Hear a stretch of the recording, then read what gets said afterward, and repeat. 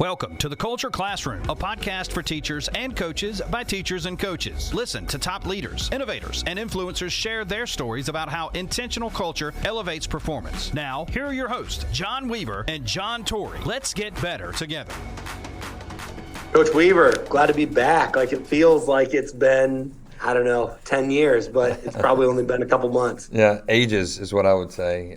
Football season, a state championship loss, a futures game that was the inaugural one. A lot to unpack over the next couple of episodes that we're going to deliver to our audience. Yeah, 100%. Football season finished here for us, and I've got a student teacher now, but kind of on the tail end of that, and we're into wrestling. It's a meat day for us, and yeah, just one thing to the next, to the next, to the next, and time just doesn't slow down. Yeah, I know. Well, I told you about this inaugural futures game. Well, in this inaugural game, it was really weird. So we got to draft players that were underclassmen, sophomores, juniors, and then we played a game after 5 practices, which was crazy. It was 4 really in a walkthrough. But there was something that I did, and it got a lot of traction on Twitter, and I think it's how do you incorporate fun? And it's something we've discussed a lot. In practice, how do you make it the mundane not happen at practice? So, we were going through, and I had 4 of the coaches with me, and they're like, "What is this?" And I was like, "Rewind," and I called it reverse. And since we've talked, you've called it rewind, which I think is perfect. But what you do is you run a play, you say stop, and you say reverse. And they reverse, and they have to go everything. So here's the catch.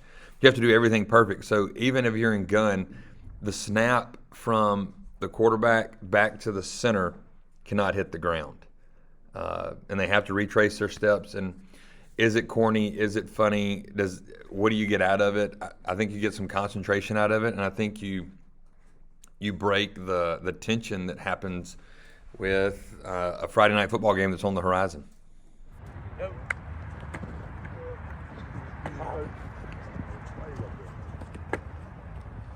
Stop. Reverse.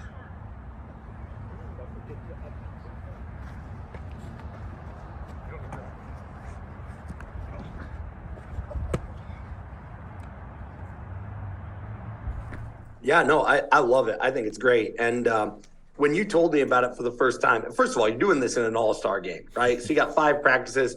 So it's just different. And I think different is what all-star games are all about. When I played on one when I was a kid, when I was in high school, everyone trades stickers, and you got 9 million stickers on your helmet, the decals from different places. And I don't even know what they mean. And some of them are ugly, and they're all overlapping each other. But it's just cool. So when I think of an all-star game, I think about the guys, and it's more about just being together than it is actually executing and playing football. Right. And some of those other things. So when you kind of walked me through this, there's 2 things that came to my mind. The first was when you called it reverse, I'm thinking of the old school coach who's got the clicker in his hand, who's pushing play, and he's watching, and I'm that guy. And all of a sudden it's like, all right, let's watch that again. Oh, what does number 64 do on this? Right. Right? And so, to me, it's reverse. We're sitting there, we're running the play, we get up there. Oh, wait, go back. No, and so, I think that's the important part, right? And that's the fun part. I mean, you're laughing now as I'm kind of being an idiot, but that's the fun part. And for kids, we want to use it as a coaching tool, a teaching tool, but at the same time, it has to be fun. It has to be different. It has to feel different. The second thing I thought of when you talked about reverse is there are legendary stories of the 49ers where Jerry Rice would be running his routes, and he ran with such precision that he would literally step in his same footprint that was on the practice field from the rep before. Wow. So every rep, cleat for cleat, was the exact same. And why does that matter? Because Jerry Rice is the best route runner in NFL history, and that is non-negotiable. Culture Classroom is sponsored by Pro Quick Draw, the dynamic playbook solution for modern coaches. Let technology work for you with time-saving features to eliminate the busy work so you can spend more time coaching. Our subscription comes with starter templates, stencils, and plays for you to begin building your 2022 playbook quickly. Give us a try for 30 days and keep all the templates you make during your trial. That's Pro Quick Draw. Like everybody says that. There's no debate. He's the best route runner. He's the best wide receiver of all time. And it didn't just happen. So when you talk about your rewind, your reverse, those are the things that hit me. And I think it's a great idea. Yeah. When you're going back and doing the rewind, remember the old cowboy remotes that you would have? I think some coaches still have those. I think something we can add to that is super slow-mo. Yes. So when you can speed it up, you can go. So you can have as much fun as you want to with it. But for an all-star game, to get 34 dudes on the same page, to have them go and have some fun and do this. Now, did we do it right the first time? No. And I have numerous clips of us doing it. We did a trick play, the one I put on Twitter. But it's they knew when it was wrong after telling them, nope, you got to do it exactly there's one time the quarterback threw a pass and the kid dropped it. The receiver dropped it. And the ones doing it we got to start over. They know. So it's almost like you want to run that perfect play and then run it in rewind. But now I'm thinking we can do slow-mo. You can do fast forward, anything like that. But as a coach, I think that's something that we get into the X's and the O's, and culture is the buzzword, hence the name of our podcast. But what kind of systems you put in place to let your kids be free, have some fun, where it's not all fire and brimstone all the time? You get them to relax a little bit, and I think that's how we want our players to play on Friday nights. Be relaxed, be fresh. That's how I want my players to play. And I think it comes down to two things. Coaching is all about instruction and feedback. And that's what Rewind does, right? It gives you instruction, real-time instruction. We get to go back and we get to see it again. We get to do it again. The phrase we use in Monarch football is reload.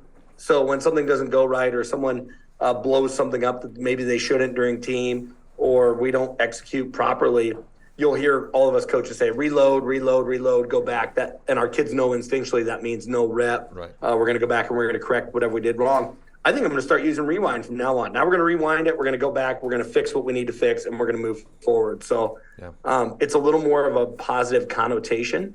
Yeah. And so I like it. And I love the idea of super slow motion too. Get off the ball. Yeah. When people are moving slow, you can have a ton of fun with this. Yeah. So just a little challenge to coaches out there. Enjoy some time with your kids and get to know them on another personal level, and let them run a play. You tell them stop, and then you either go fast forward or rewind, rewind it really fast or rewind it really slow, or go with a normal motion. But my challenge to coaches is let them have fun. Let them enjoy it. And I think the other teaching point, or the other culture point on this, is camp, when you're doing install and it's brand new to everyone, probably not the best time to do rewind. But September, October, when you've hit that wall and you're repping your base runs, your base passes, perfect time to install rewind. Yeah. So I'm thinking, as we're going through this, if you're a coach and you want to do this, do it on air. Don't have a defense in front of you. I think it's okay with 11, but don't do it with 22. And can you do this on the defensive side? Absolutely you can. Drop it in coverage, blitzing, and stuff like that. We did it offensively, but I think you can do it with any position. I think a kickoff or a PAT would be really difficult. But punt team sounds really fun. I kind of want to go take a punt team out on the field right now and make the kid throw it like the sky arch with the ball. Yeah. Make him throw it 30 yards back to the line of scrimmage. Like, I kind of want to, and then the muff, and then, or looking for the seam as you try to hit it to advance the ball. So punt team sounds really fun. Yeah. Yeah. So coaches, if you go through this off season, maybe do it in the spring. Share those videos with us on Twitter. You can follow me, or you can follow Coach Torrey, and let us know what you do also for fun. Do you do this kind of activity on the field, or what do you do? But share those thoughts with us. And once again, thanks for listening to the Culture Classroom.